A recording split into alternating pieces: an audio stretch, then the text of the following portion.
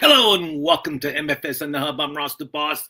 And yes, we're here to talk Major League Baseball waiver wire week 19, my lucky number 19. And I'm here with Casey, Lad to the Bone, Shinefold. Yes, he's here today to give us insight on who to pick up, who to drop. And the trade deadline, Casey, is coming up. It's the 31st. And players are getting nervous. I think they are in the locker room getting ready, thinking, when I come back, will I be traded? I mean, what's your thoughts on the trades possibly going on in the next 72 hours? Well, I mean, obviously it could be a flurry of trades. We haven't seen the big chip, Eugenio Suarez, who everybody thought was going to be traded, moved yet. He's going to be traded. Just trust right me. now, if he does, gone. It looks like it could be the Cubs who get the best shot at him, which is not great because Matt Shaw, to me, is a waiver wire pickup this week, but he might be out of a job. He could be. What is so funny? Last night he got hit he got hit. A pitcher hit him by the Tigers, and he hurt his. Nothing's fractured, nothing's hurt, but it was good. It was a good hit to the wrist. But the Tigers are a team that are talking about trading for him. Also, can you imagine if the Tigers get him after they beat him last night, and now they have to deal with his injury? I mean, how ironic would that be? Yeah. That would be a little funny, but yeah, I mean, Sandy Alcantara or Edward Cabrera haven't been moved. Zach Gallon of Milk, as you love to call him, hasn't been moved either. He'll be moved. Yeah, we'll see. I think today, the next 2 days. There's only 2 days before the deadline, right? So we'll see stuff going on pretty tonight wild. And tomorrow. Emmanuel Clase is on paid administrative leave because of a gambling or sports betting situation. So there goes any trade value he had. He's gone until August 31st. I mean, it's just like, are you serious? I mean, he's not making enough money. He has to somehow do illegal gambling moves to make extra money. I mean, is he that Who knows? I mean, what is he doing? I mean, in all seriousness. But, it's just this is one of the flaws of Major League Baseball is during the trade deadline, because teams they split $12 billion. Yeah, $12 billion every year. All the teams, they all get a piece of that pie, okay? So a team like Colorado, a team like the White Sox, they don't need to spend money to make a profit. They can just sit on their hands. Well, Pittsburgh's one of the most profitable franchises because... Yeah, I mean, that owner, he doesn't spend a dime. He puts a horrible team out there, and he trades I think Bedar's gone. And I won't be shocked if O'Neill's traded too. O'Neill Cruz. I mean, I can't imagine they trade him. I won't be shocked. As an owner of him in Dynasty, I wouldn't mind it depending on where he was traded to. Yeah, but I mean, in all seriousness, let's talk Pittsburgh real quick because we never get to talk about the Pirates. If I was the GM, I would trade him today. Is Paul Skees? I would just trade him just because I can get so much. Because everybody would back the truck up for him. I mean, I can get any team's whole minor league system I can get. I mean, they're not going to sign him. It's like they're not going to win the World Series in this couple of years. Might as well get develop some players and try to win something the next 5 years instead of like having Paul Skees go out there and God forbid something happens to his arm, his value goes down, then you get nothing. I mean, Look what happened with the Angels with Ohtani. They were waiting, thinking he's going to sign. He never signed. The Angels didn't get $1. They didn't get one player. They get anything. I mean, they got heartache. They looked like fools. Casey, let's talk Yankees. We were both wrong. Ryan McMahon comes over. He's on my list for waiver wire pickups this week. I put him on. I think it's a good pickup. I like his salary. Well, he's good defensively. I think the Yankees lost a lot of games in the last few weeks just because of defense. And so I don't think they were as worried about offense, knowing that, I mean, Giancarlo Stanton's a good pickup right now. He's one of the hottest hitters in baseball with Judge on the IL. You got Grisham is probably a pickup at this point because he's going to get playing every day again. But they need a defensive help. How long is Aaron Judge out for? Well, they're saying he might only be out the 10 days, but when he comes back, he's only going to be able to DH. And so what that means is Stanton is going to get outfield eligibility instead of just DH, because if they want his bat in the lineup, he's going to have to play the field. And so makes him a pretty worthwhile pickup right now. Yeah. And let's talk about pickups, Casey. Let's talk about waiver wire. Give me your top 3 on your list for this week. My top 3 for this week, I have, I still like Trevor Rogers, the pitcher in Baltimore. He went out. He should be dealt. He should be dealt by the end of tomorrow. And he went out and performed really well again over the weekend. Colson Montgomery for the White Sox, third base shortstop, has been playing out of his mind. And he was a pretty good prospect coming up. So I think there's some truth to it. And I still like Ramon Laureano in Baltimore. This is a guy who was a 30-30 threat a few years ago with Oakland and kind of fell off the map. But he's playing really well this year. He's batting almost 280 with 15 home runs. And he's getting regular playing time. And I think if you need an outfielder, especially if you're dealing with some injuries or some underperformers, I think it could be really helpfple for your roster. Let me give you a few people that I like. Top 3. I liked our cover guy. I'm going to put him. Yeah, I was saving him for you. I like Joe Boyle. He pitches today, I think. Actually, I mean, you're the expert when it comes to like young players and other guys in the farm system. But Joe Boyle, I mean, I've been waiting for this guy to come up and seeing his stuff. He's supposed to be electric, so keep an eye on his game today. Yeah, his fastball peaks at 102. He's got a really sharp breaking slider that breaks late, and so he could be the breakout pitcher of the second half once he gets a few starts in. His control can struggle from time to time.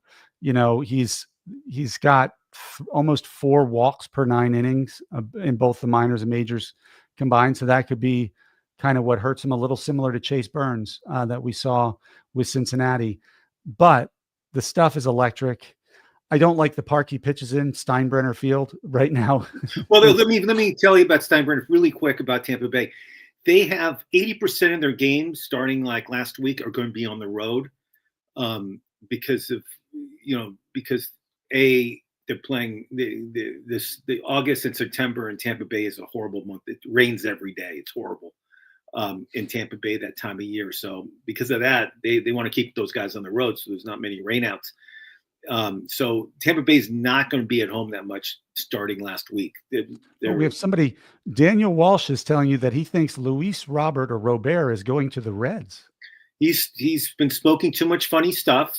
I can't say on the air what it is, but we all know what it is. I thought he'd be going to the Phillies. My bet was him going to the Phillies. Robert, you know where I think he'll go in all seriousness? The Dodgers. I see everybody goes to the Dodgers.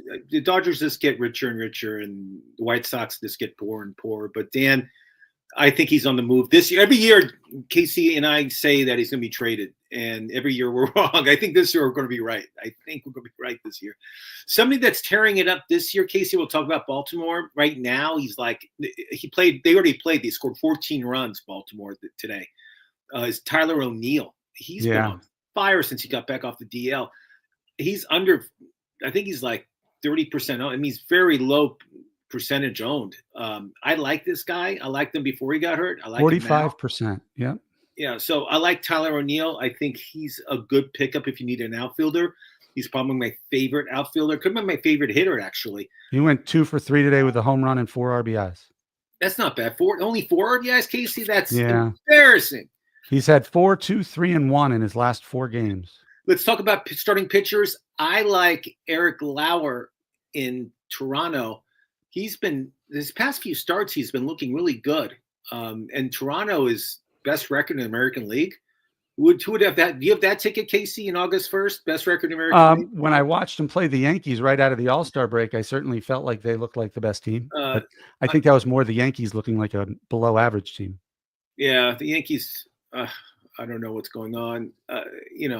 Again, they got in a horrible slump, and they've just been slumping ever since. And like you say, you mentioned his name. I'll mention a game is Matt Shaw of the Cubs. He's been on fire. He's been on a hitting streak. He's been killing the ball in Chicago. And he did it against the White Sox, and he's doing it again. I mean, he is looking good before. Everybody was talking about him last year. You and I were both talking about match all. Yeah. Now I think it's a time that he's going to show why he's 23 years old. He's going to show why he's got all this press. And you loved him. I mean, I know you talked about. Well, he's a Maryland guy. You know how I feel about my Terps. Yeah, I know. Casey, a couple other guys I like. Mickey Molinak. That sounds like a Moniac. Sounds like a cognac. Molac. Or a mobster. He's been killing it in Colorado. I mean, not much to cheer about, but Mickey's been unbelievable. He's been hitting home runs. He's been getting on base. He was a number 1 pick with the Phillies. Didn't really pan out there. Went to the Anaheim Angels last year, or the Los Angeles Angels of Anaheim, and did pretty well. Had some spurts. And this year in Colorado, he's kind of putting things together. And somebody's been helping the Milwaukee with this huge winning streak is Caleb Durbin. Yep. And I would not be able to pick this guy out of the lineup. In all seriousness, I have no idea what he looks like. I've barely seen him play, but every time I look at the stat sheet, he always has a couple hits and RBI. I mean, he's always helping that team to win. The past 40 games, he's hitting like 308. I mean, he's been really doing well for Milwaukee.